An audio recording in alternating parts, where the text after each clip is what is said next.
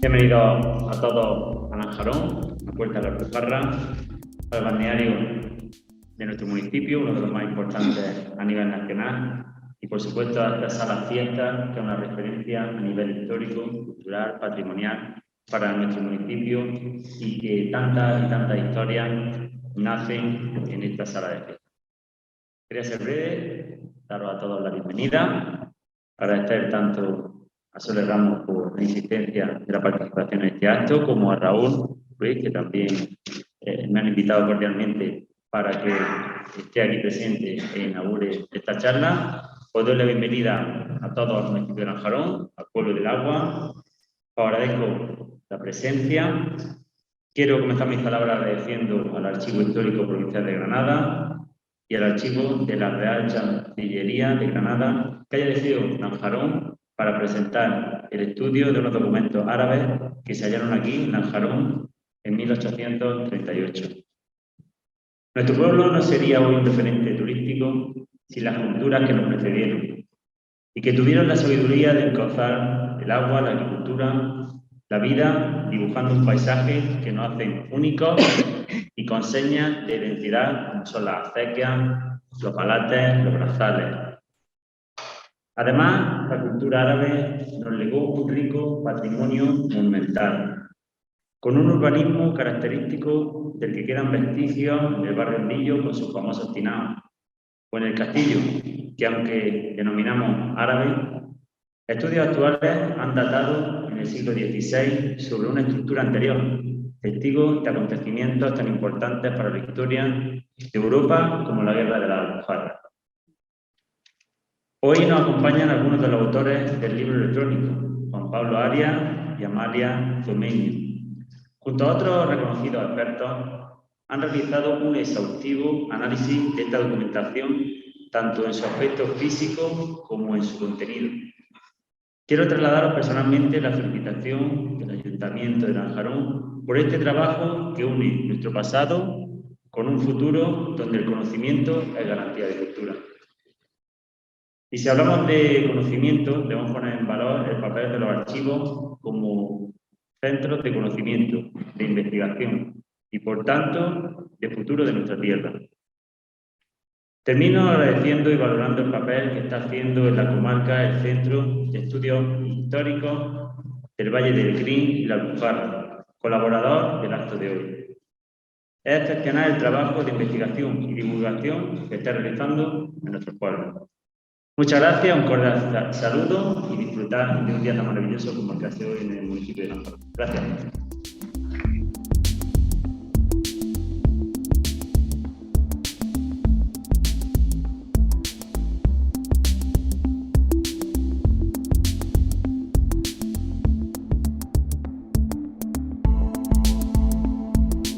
Bien, yo principalmente lo que quiero es expresar una serie de agradecimientos y, bueno, dar una pequeña introducción para presentar un libro que de hecho ya está presentado en las redes y dejar el resto del tiempo a los dos autores para que nos hablen de esa colección de documentos que conservamos en el archivo.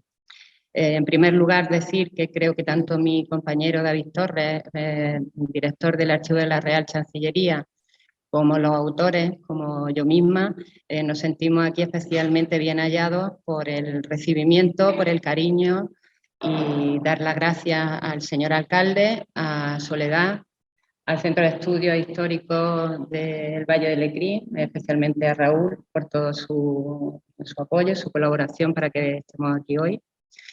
Y bueno, también destacar, por supuesto, la participación y la definitiva de la Consejería de Cultura a través de la Delegación Territorial y del Archivo Histórico Provincial, en este caso, en el papel que ha tenido para que este trabajo vea la luz, para que sea publicado.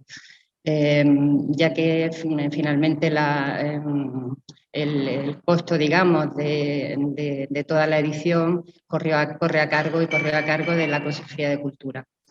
Desde aquí saludamos al delegado, que tenemos constancia que le hubiese gustado estar si no hubiese tenido que participar en el pregón de la Feria del Libro. Pues bueno, aparte de eso, quiero también dar las gracias, por supuesto, y principalmente a los autores por el magnífico trabajo que realizaron sobre la colección de documentos allá en el archivo.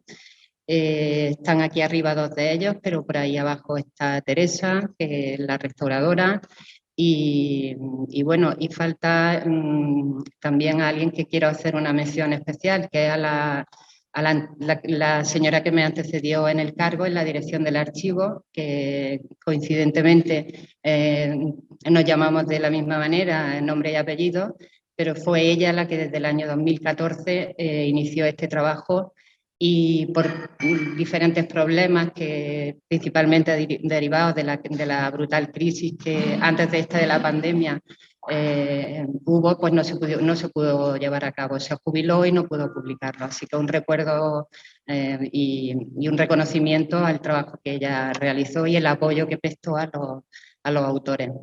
Me comentaba antes Amalia que este libro es, aparte de la importancia de esa colección que aparece en uno de los fondos que conservamos en el archivo, el fondo de la Comisión Provincial de Monumentos, pues el trabajo que los autores han realizado es un trabajo integral, interdisciplinar. Han participado no solo ellos los que lo firman, sino bastantes especialistas en diferentes materias para conocer desde el último detalle desde las tintas, la composición de las tintas, los papeles, la traducción que la hace Juan Pablo, el estudio del contenido que lo hace Amalia.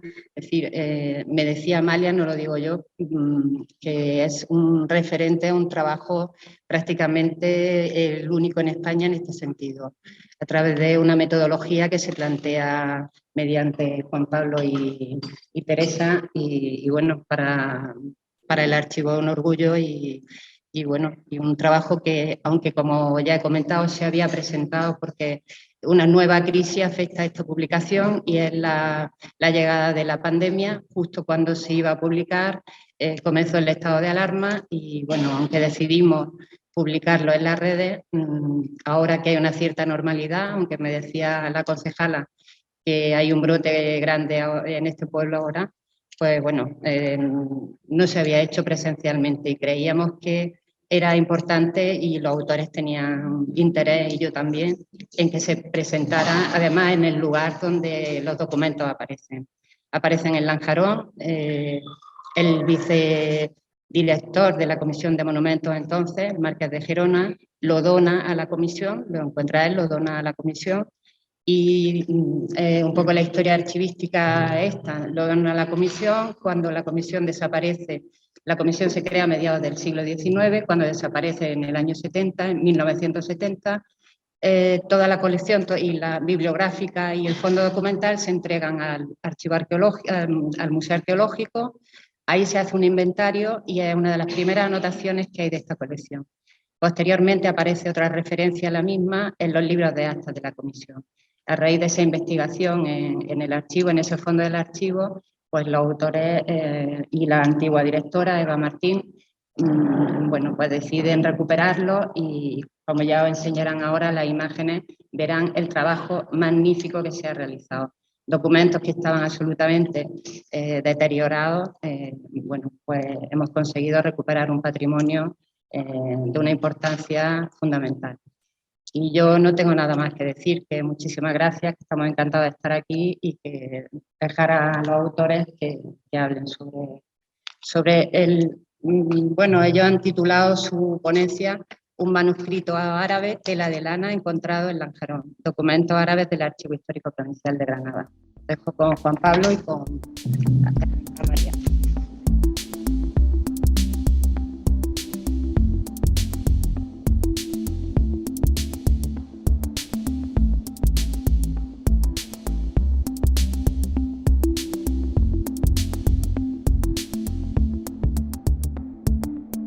Quizás lo primero que nos gustaría aclarar es que cuando hablamos de documentos árabes, no solo hablamos de documentos que están escritos en lengua árabe, sino en general de documentación árabe que puede estar traducida al castellano. Este tipo de documentos, que se conocen como los romanceamientos, son más frecuentes de lo que pensamos en los archivos granadinos y especialmente en el Archivo Histórico Provincial de Granada. Ahí en la pantalla tienen dos de esos documentos, ¿no?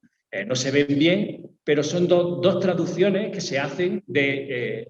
es una traducción de una carta, de una escritura de compraventa. Bueno, pues es una traducción tan literal y que responde a un modelo de texto tan estereotipado que permite, es un documento árabe realmente porque está hablando de una compraventa de unas propiedades en la Granada nazarí, pero que está traducido al castellano. No conservamos su original árabe, pero sí se conserva la traducción, que permite, de alguna manera, por ser una traducción, como les digo, muy literal, y ser una tipología de textos con una fórmula y una estructura muy determinada. Todos conocemos las partes que tiene una escritura. Cualquiera de ustedes en algún momento ha vendido una casa y sabe todas las partes que tiene una escritura. Bueno, pues esa traducción permitiría reconstruir cómo sería el documento árabe original. Por supuesto, esta documentación nos da mucha información, estas traducciones nos dan mucha información sobre la Granada nazarí, en este caso, que es la que tienen en pantalla, el ejemplo que tienen en pantalla. Estas traducciones se les llamaba romanceamientos, ¿no? Que se traducían, se trasladaban a la lengua romance. Y ahí tienen, por ejemplo, insisto, les digo una traducida por uno de los traductores más conocidos del siglo XVI en Granada, que es Bernardino Sarace. Bueno, pues esta traducción está en el archivo histórico justo en uno de los legajos del fisco de la Inquisición. A ver, ¿por qué se conservan este tipo de documentos? Normalmente porque han servido de prueba en algún tipo de juicio. Insisto, lo normal es que en la mayoría de los casos, en estos expedientes judiciales donde tenemos este tipo de documentación, no se conserva nada más que la traducción. Pero en este caso, por ejemplo, da la casualidad de que además de conservarse la traducción, se conservan los originales. Y ahí tenemos dos pergaminos que aparecieron en el mismo expediente del fisco de la Inquisición, que fue un juicio que se le hizo a un platero de Granada, acusado por la Inquisición porque era un cristiano nuevo de judío. Y entonces, en este caso, casualmente aparecían los documentos en árabe, ¿no? Pero insisto, esto suele ser un caso bastante excepcional. La mayoría de los documentos árabes que se conservan en este tipo de archivos suelen ser solo las traducciones y no los documentos en árabe. En este caso, vuelvo a insistir, es un caso excepcional y son uno de los ejemplos de los documentos en árabe que hay en el archivo. Pero quizá lo más importante, el grueso más importante de documentación escrita en árabe que hay en el Archivo Histórico Provincial pertenece, como nos acaba de comentar Eva, a la colección de lo que se llamó, o de lo que era la Comisión Provincial de Monumentos. ¿Vale?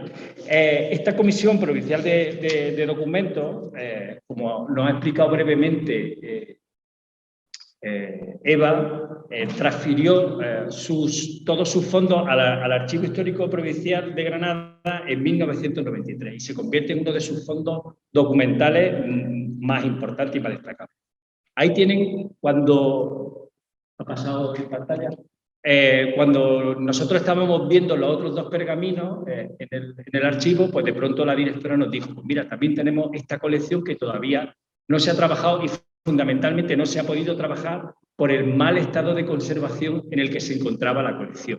Ahí tienen la primera, para que se hagan una imagen así de conjunto de los documentos en su estadio inicial. Si se fijan, por ejemplo, en los que pone número 2 y 3, está muy pequeñita la foto, pero basta ver que casi no se lee nada porque todos estaban realmente en un lamentable estado de conservación. Las tintas prácticamente se habían solubilizado y era difícil de leer y de trabajar. Hay que aclarar que inicialmente esta colección está compuesta por lo que se cree que son 21 documentos. De esos 21 documentos, cuando empezamos a trabajar con ellos, nos damos cuenta que uno realmente no forma parte de la colección. Además, si vuelvo atrás, ven que todos tienen como un mismo formato, menos justo los que aparecen aquí con los números 17 y 18 que tienen un formato totalmente distinto. Realmente es porque a esta colección, ¿vale?, de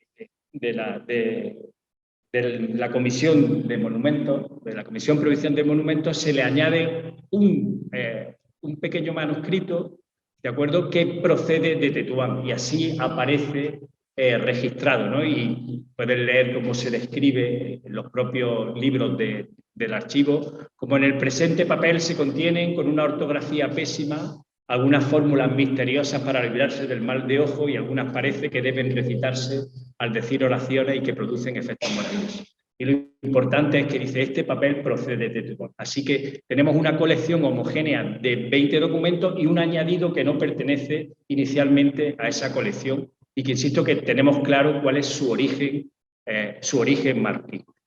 Pero ¿cuál es el origen de los otros 20 documentos? Bueno, pues como también nos ha hecho referencia Eva rápidamente, estos 20 restantes documentos parece que obedecen a un hallazgo que se produce en la ciudad de Lanjarón en unas obras. Es muy frecuente, y no es el único caso en la historia reciente o en la historia del siglo XX, de que se hallen bibliotecas o manuscritos árabes emparedados en muchas poblaciones, no solo de Andalucía, sino de España. Son, por ejemplo, en el año 2006, por recordar algunos de ellos, en la Sarquía malagueña, en la localidad de Cútar, también haciendo una obra en una casa, se descubrió también la biblioteca de una pequeña biblioteca de un alfaquí. Cútar es una población muy pequeña, está cerca de Vélez, Málaga, y tenía pues todos los libros de oficio que necesitaba, digamos, un alfaquí, un cura, por decirlo de alguna manera, de la época, ¿no?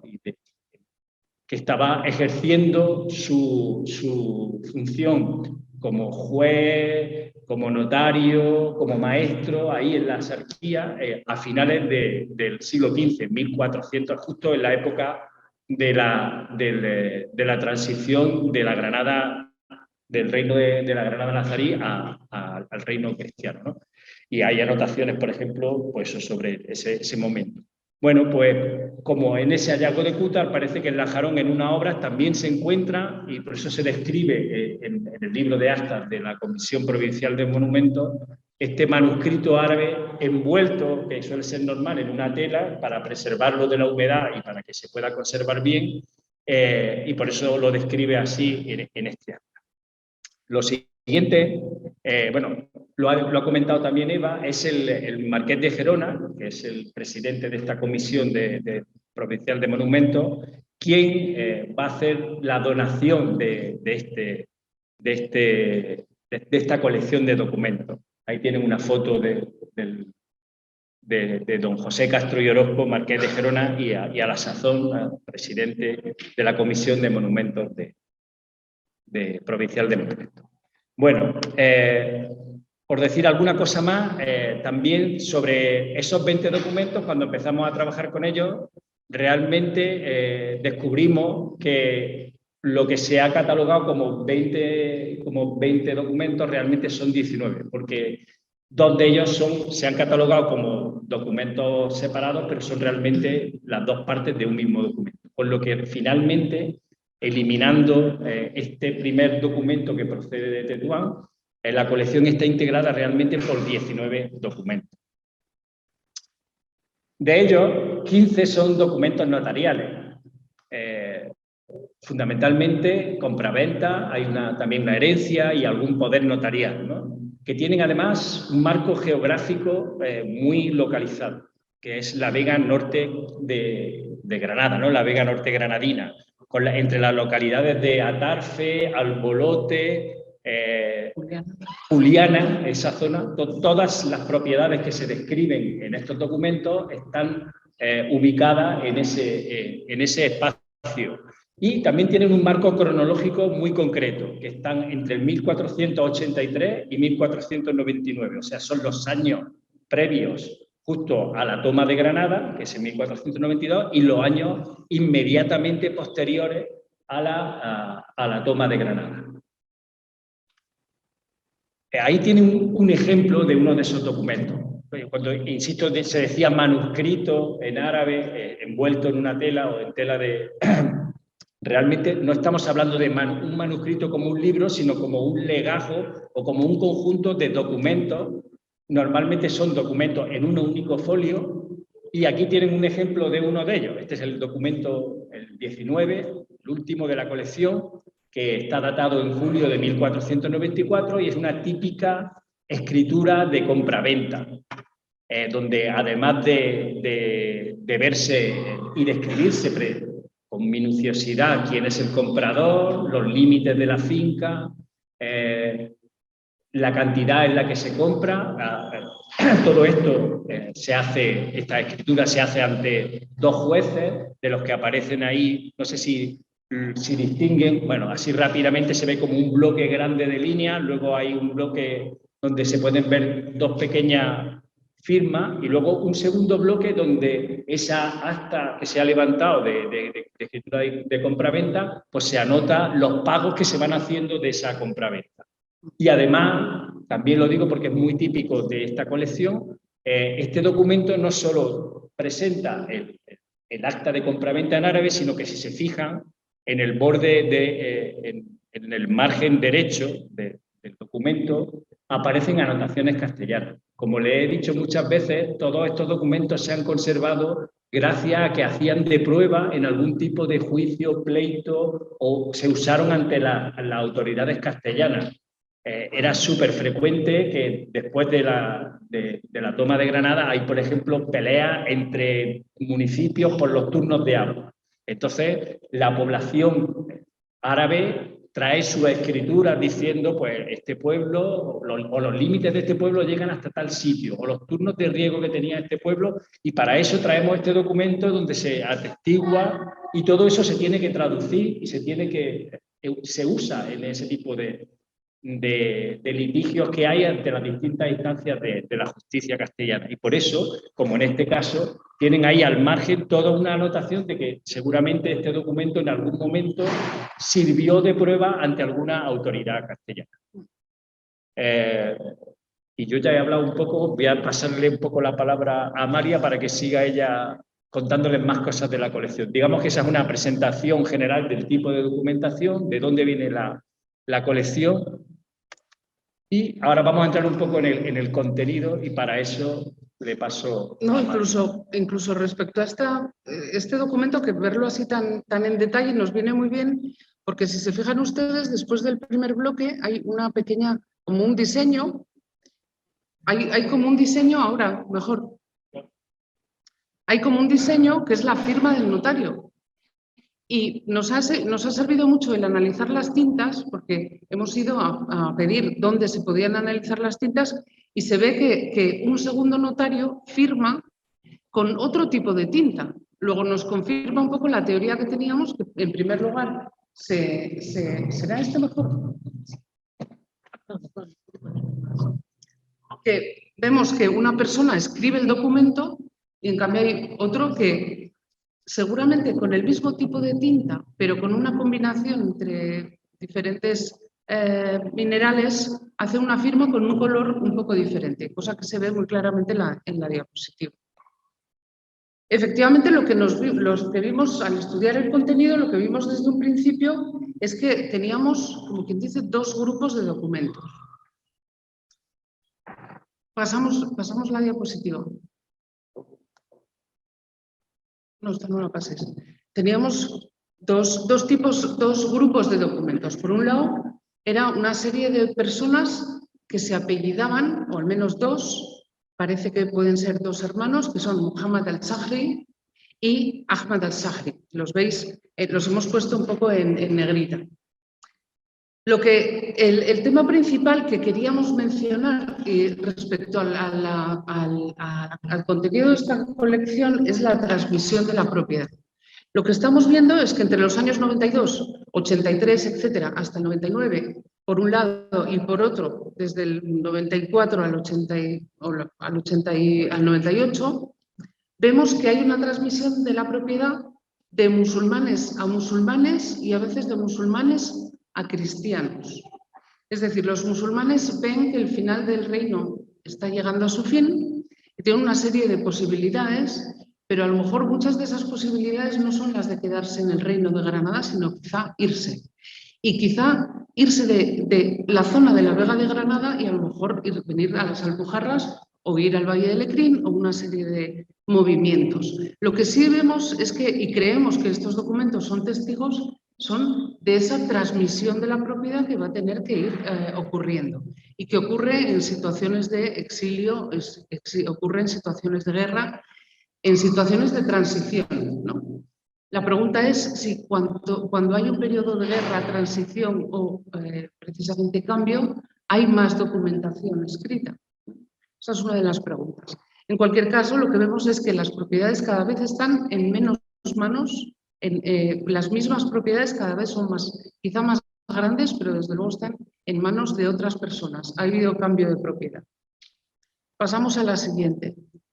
El segundo subgrupo es el que está relacionado con esta familia. Es una familia que podemos decir que es una de las mujeres que más aparece en los documentos y que se llama Fátima bint Yusuf al-Bulkar. Y es una mujer que nos ayuda a romper muchos clichés respecto a la historia de las mujeres en la Granada nazarí y la historia de las mujeres en el Islam en general. Se ha dicho, siempre hemos dicho las historiadoras, que las mujeres en el Islam eran mucho más transmisoras de propiedad, pero no administradoras y tampoco propietarias. Bueno, pues este archivo, esta colección de documentos nos muestra que no es verdad del todo. Que a lo mejor por situaciones precisamente también de crisis o de transición, etcétera, las mujeres tomaron el mando hasta cierto punto y esta Fátima al-Bulkar, no sé si se ven bien las flechas, pero muchas de esas flechas lo que están indicando es que ella está acumulando propiedades, ya fuera por herencia, ya fuera porque ella está comprando propiedades, ya sea porque, o ya está acumulando además poder, porque varias personas le dan a ella, le otorgan un poder para hacer determinadas cosas. A ella y a su marido, que es este segundo, que se llama Muhammad ben Yusuf al-Hanini. Total, que entre Fátima bint Yusuf al-Bulkar y Muhammad al-Hanini, resulta que tenemos prácticamente, podemos hacer este árbol de una familia entera que creemos que vivía en Granada, pero que tenía lazos familiares con al menos Restábal, pero creemos que en otras determinadas zonas. También, espera un segundo, porque también nos ayuda a ver otros clichés respecto a las familias islámicas. Siempre se ha dicho que las familias islámicas son se ha caracterizado, digamos, históricamente como familias amplias, parecidas a tribus, donde hay muchos miembros y muchos hijos. Aquí vemos que no hay tantos hijos, que son 2 o 3 hijos, como las familias cristianas. Es decir, que mucha de esa separación entre la vida familiar cristiana y la vida familiar musulmana, en esta época en concreto y para Granada en determinadas colecciones, no es verdad del todo, no podemos probarlo. Simplemente podemos cambiar un poco esas ideas preconcebidas que teníamos. Y ahora sí podemos cambiar la diapositiva. Como les decía, todo gira, y aquí he quitado al resto, he puesto a estos dos, son Fátima bint Yusuf al-Bulkar, digamos la protagonista, y que yo creo, y es una hipótesis, que fue ella la que guardó en una tela de lana los documentos, quizá, bueno, obviamente aquí en Lanjarón, y su marido, Muhammad ben Yusuf al-Hanini, sabemos que tenían un antecesor, un antecedente familiar en Restábal. Y ese antecedente, esa persona, que seguramente es una de las abuelas de Fátima, lo que hace es nombrar al marido de Fátima, es decir, que sería, nombra, digamos, hacen un documento en el propio Restábal, y ese documento lo que hacen es mandarlo a la corte, digamos, al Tribunal de Granada, para que allí se decida un mandato y para que se confeccione un ajuar y para que se abran la herencia de otra mujer, Fátima. Por tanto, volvemos a ver a mujeres transmitiendo propiedad y siendo administradoras. Lo que vemos en este documento es precisamente un caso muy singular de procedimiento jurídico islámico del que teníamos noticias. Es decir, sabíamos que una serie de testigos tenían, para que ese testimonio que dan los testigos fuera real o fuera válido legalmente, tenía que deponerse ese testimonio delante de los jueces, como se hace ahora. Primero se depone por un lado, pero luego tienes que dar ese mismo testimonio delante del juez. Pues vemos que aquí efectivamente se hacía. Y no solo nos da eso, nos da ese dato al final del documento, que este es el mandato que hacen en Restabal. Hay que decir que en Restabal se escribía el árabe de una manera diferente. Y hay que decir que hay tradiciones notariales, no es la misma la tradición notarial de la Granada nazarí, de la propia capital del reino, que lo que vemos en Restabal. Se escribía de una forma diferente, con unos márgenes un poco diferentes, con unas grafías un poco diferentes, etc. Pero estamos viendo, y lo vamos a ver aquí, que para explicarlo un poco mejor, lo que hemos contado es con la ayuda de Domingo Campillo, que nos ha ayudado. El documento está escrito todo en negro, pero nosotros, para explicarlo un poco mejor, lo hemos puesto en verde, rojo, azul y amarillo. Lo que está en verde son los nombres propios de los testigos, que dicen que efectivamente esta mujer ha dado un mandato, ha dado un poder general, un poder a otra persona. Y escriben los documentos, escriben sus nombres, o seguramente lo escriba el notario. Y encima el juez, es lo que está escrito en rojo, en cada una de esas palabras que pone en rojo, son testificó, pone testificó, shahid. Eso quiere decir que esa persona fue delante del juez y dijo que efectivamente lo que ponía en la parte de arriba del documento es verdad, es lo que él testifica. Y luego creemos que es el juez el que pone, y es lo que pone en azul, el juez pone Minharia Restabal o Restabal de la alquería de Restabal. Y esto nos da esa pista de que esa familia de Fátima al-Bulkar y Mohammad al-Harimi tienen una relación muy clara con el Valle del Lecrín, con Restabal. Porque además, en lo que pone en amarillo, es lo que escribe el juez. ¿Y qué es lo que escribe el juez? Dice, informa el señor juez, el cadí de Lecrín, que efectivamente esa serie de testigos han ido delante de él, lo hemos aceptado su deposición y además informamos de ello. ¿Para qué? Creemos que esta frase o que esta fórmula es para que ese testimonio de esas personas que han ido a testificar delante de él lo acepten como válido en el tribunal quizá de Granada. Es decir, que este documento tenga su validez también en Granada. Esto efectivamente sabíamos, pero sabíamos lo que idealmente debería pasar por las fuentes narrativas, ¿no? Nos decían, los jueces tienen que informar en sus documentos para que ese documento tenga validez en otro municipio del Reino de Granada. Aquí lo vemos clarísimamente. Efectivamente, un juez de Restabal sabe cuál es el procedimiento judicial y lo está llevando a la práctica en este documento. Y creemos que es muy especial. Este documento realmente es muy original y no hemos encontrado muchos paralelos. Lo que es verdad es lo que les decía antes.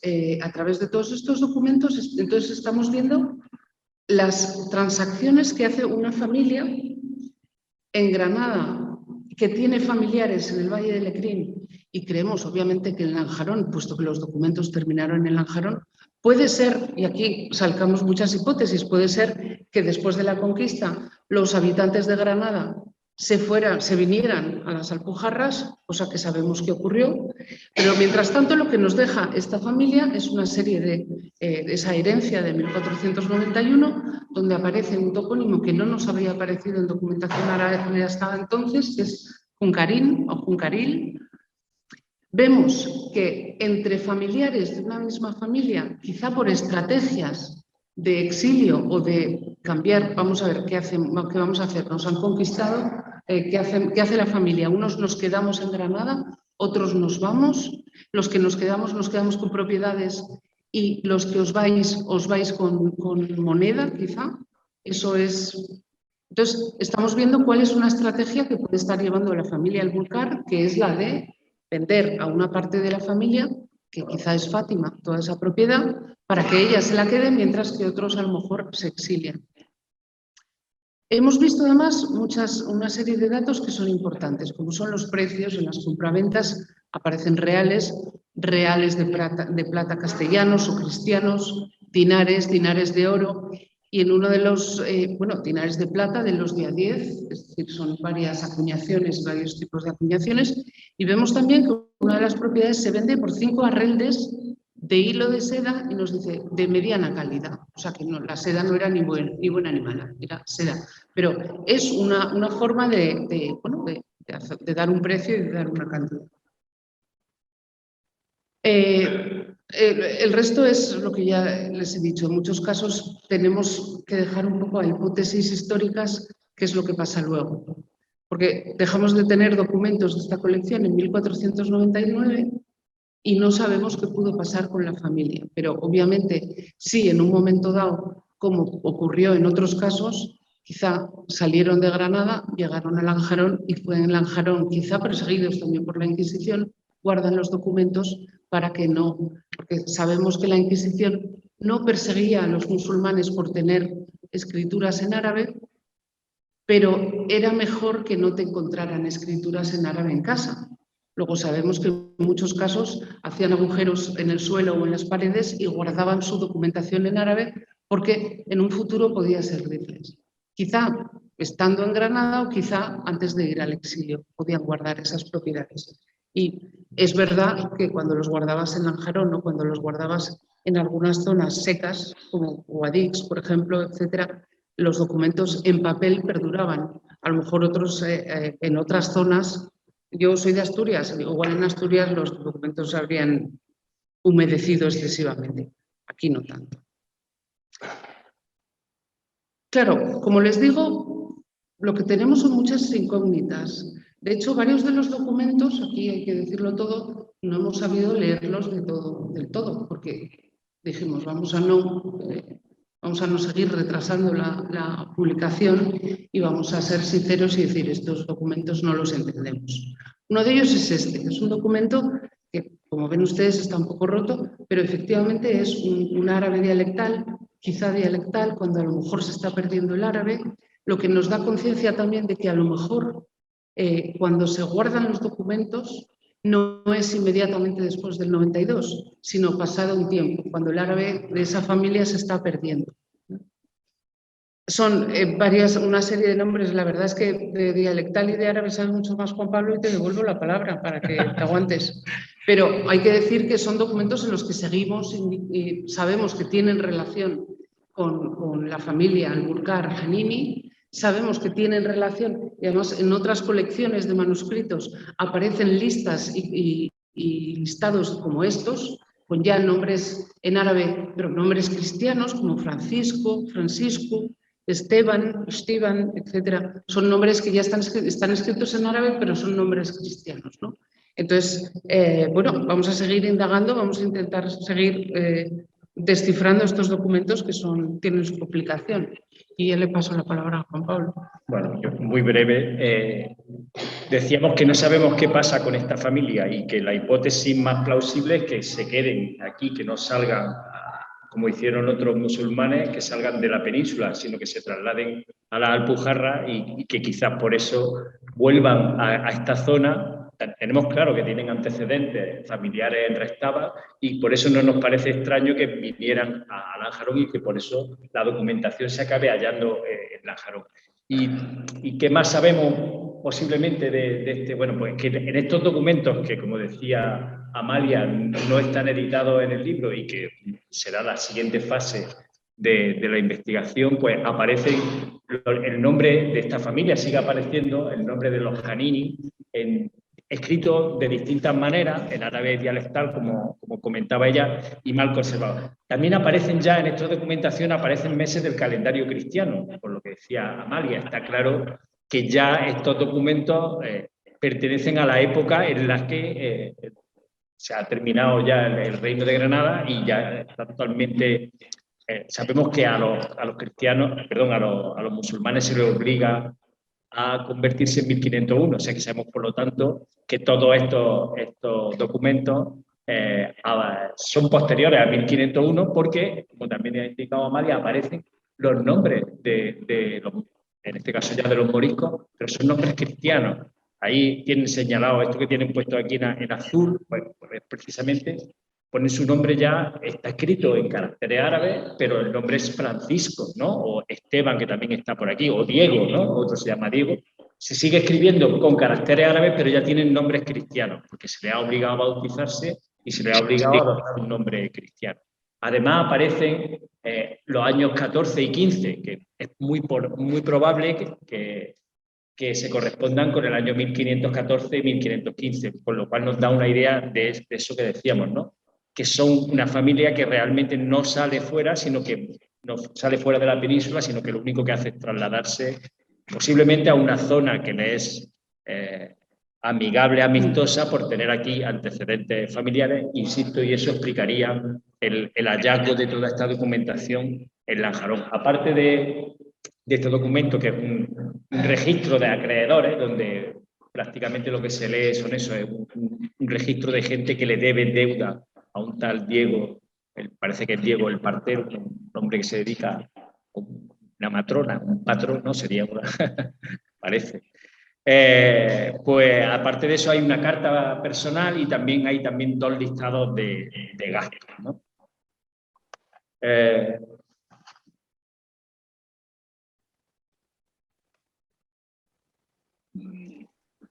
Bueno, pues como decíamos, todo este trabajo pues se ha cristalizado, tomado forma en el libro, en la colección de documentos árabes del Archivo Histórico Provincial de Granada, que es un libro que se ha editado en formato digital, no existe en papel, pero que pueden acceder a él en internet, lo pueden descargar a un precio simbólico, creo que de 1 euro o de 2 euros, algo así, se puede descargar y se puede acceder a él. Yo quisiera, aunque Eva ha hecho alguna mención a quien más ha colaborado en este libro, yo quisiera volver a repetir que, aunque ahí aparecemos Juan Pablo Arias Torres y Teresa Espejo Arias como coordinadores, también han participado en el mismo la anterior directora del archivo, Eva Martín, Adrián Durán y María del Carmen Hinojosa, el apellido, Jiménez, perdón, María del Carmen Jiménez, que han hecho todo el análisis material de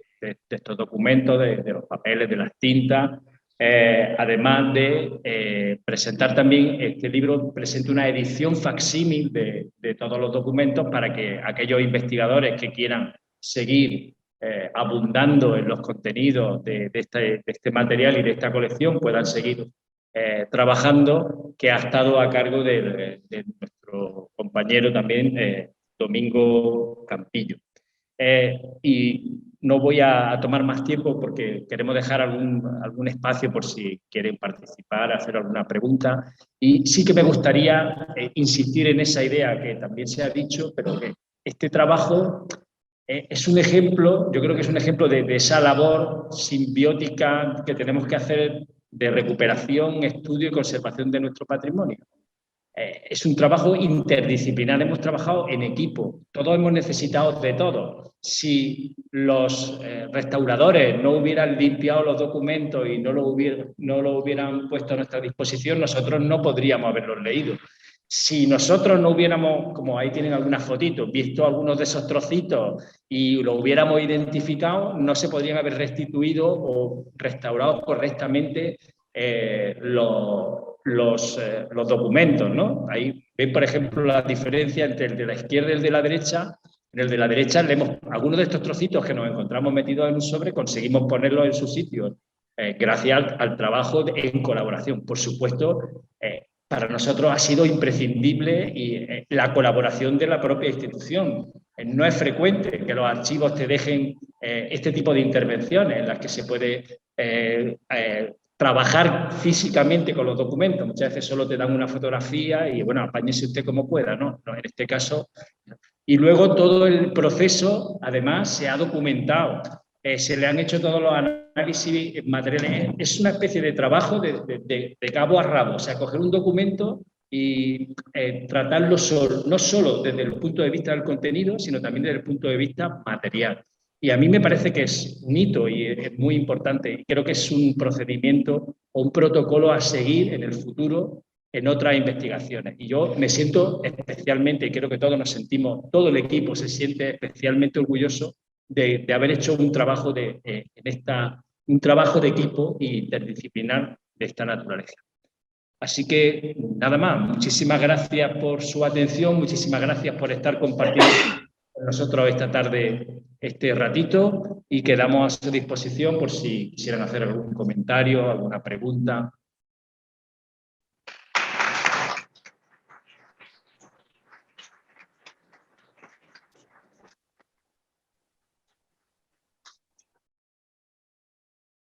No sé si también en Zoom habrá posibilidad de que alguien, si lo veis.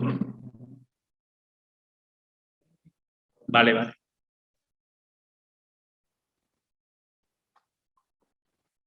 ¿Se conoce cómo llegaron los documentos a manos de Margarita?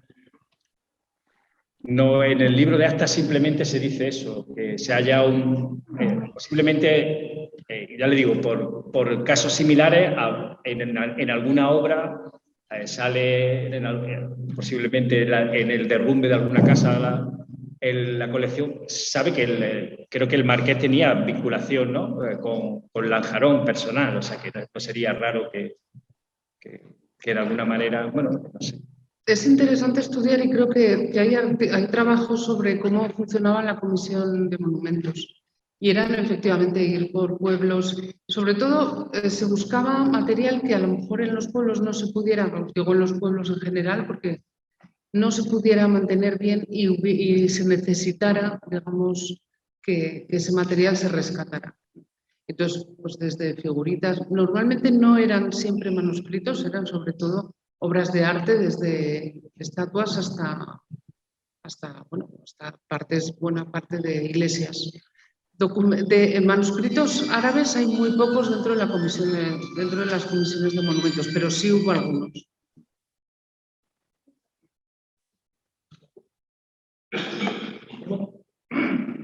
Ha hecho alguna observación a que a través del manuscrito podíamos cambiar nuestra concepción de la familia musulmana.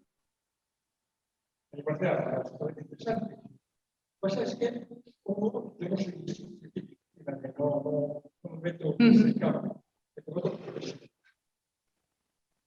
supongo que eso se apoya en otros documentos que se estén trabajando, que se estén elaborando, que vayan en la misma línea.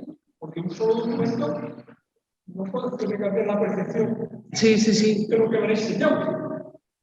Sí. Por ahí vamos, efectivamente, porque, a ver, para el estudio de las sociedades musulmanas, digamos, históricas, a lo largo de la historia tenemos mucha información. Y varios de esa información es lo que idealmente debe ser una familia. Y efectivamente una familia idealmente es muchos hijos, donde las mujeres obedecen a sus maridos y donde los maridos son los que traen y manejan la propiedad, vamos a decirlo así.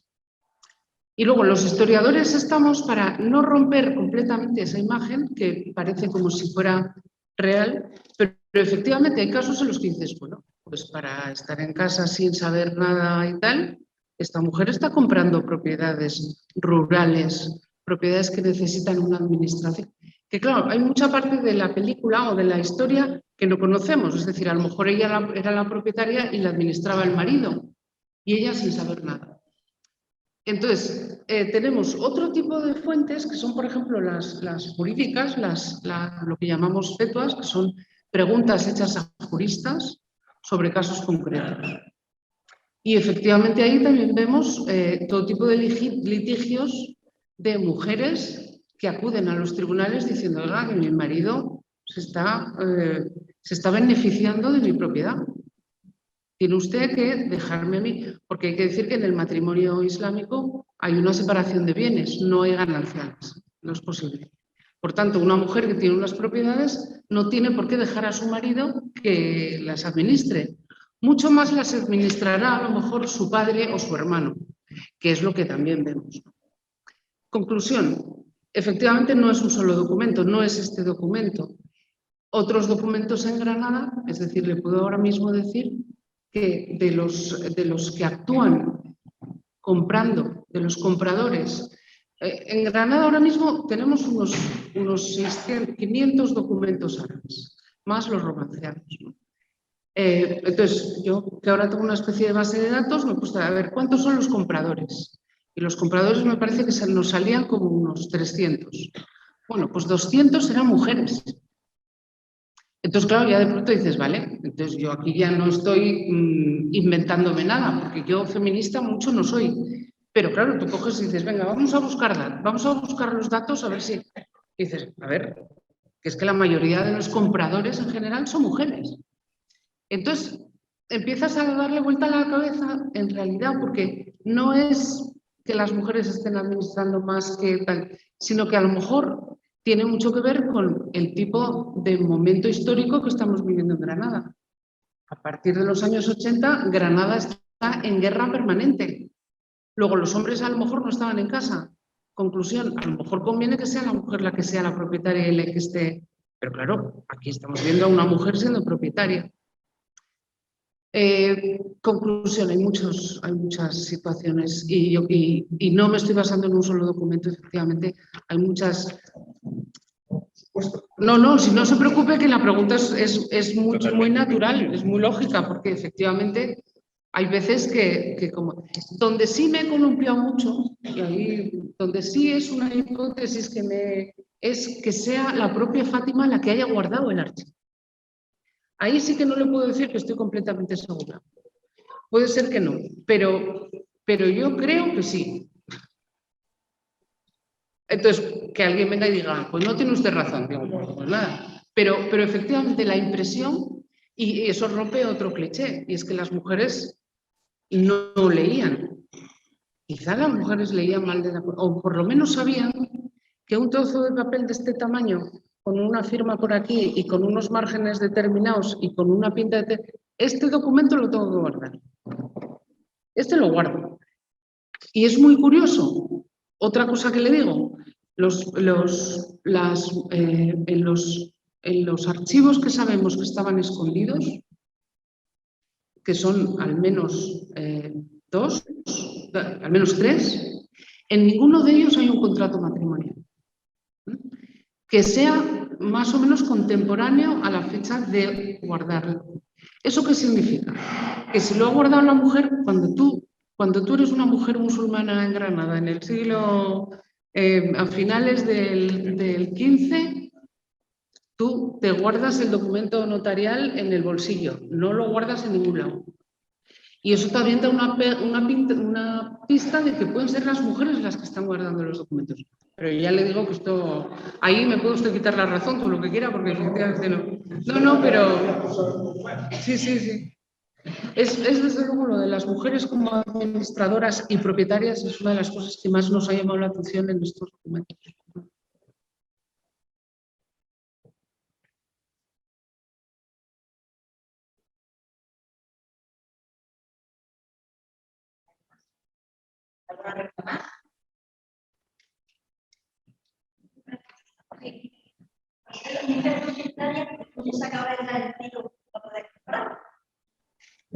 Podía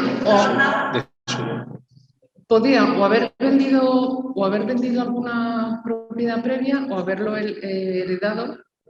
Tenemos muchas herencias donde las mujeres son beneficiarias del legado de una abuela, por ejemplo, o de una tía.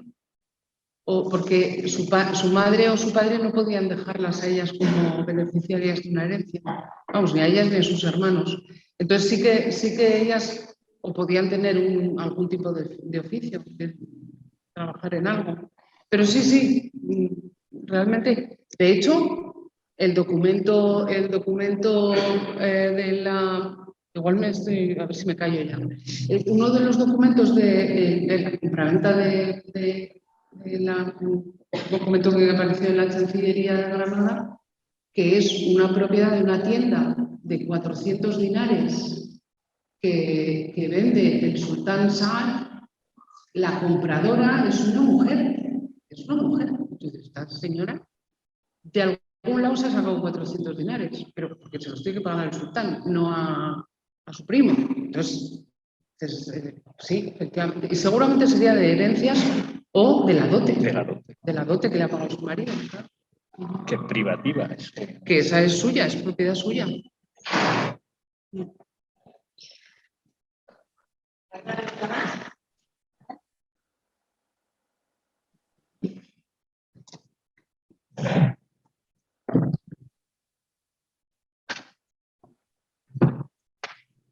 Bueno, muchas gracias. Creo que no nos equivocamos cuando decidimos hacer la presentación de nuevo, pero en este caso presencial. Hemos aprendido muchísimo de documentos árabes, de la Granada nazarí y de la importancia de los archivos y del patrimonio documental, y de la necesidad de que esto se conserve y estén. Ella decía antes, Soledad, que pongo la documentación a disposición del público, de los usuarios. No soy yo, es una obligación legal, es nuestro trabajo y un arduo trabajo para que realmente puedan estar a disposición de los ciudadanos, porque es patrimonio de todos. Yo simplemente quiero cerrar ya la jornada que iniciamos ayer. Llevamos unas cuantas. Tenemos una serie, un programa con los dos archivos dependientes de la Delegación de Cultura, uno sobre mujeres y uno sobre el valor de los documentos de archivo, en la segunda edición ya. Y no sé, casi que si encontramos más documentos árabes, continuamos el año que viene y así seguimos volviendo a Lanjarón. Bueno, este sitio es magnífico y nada, muchísimas gracias por acogernos y nada, nos despedimos.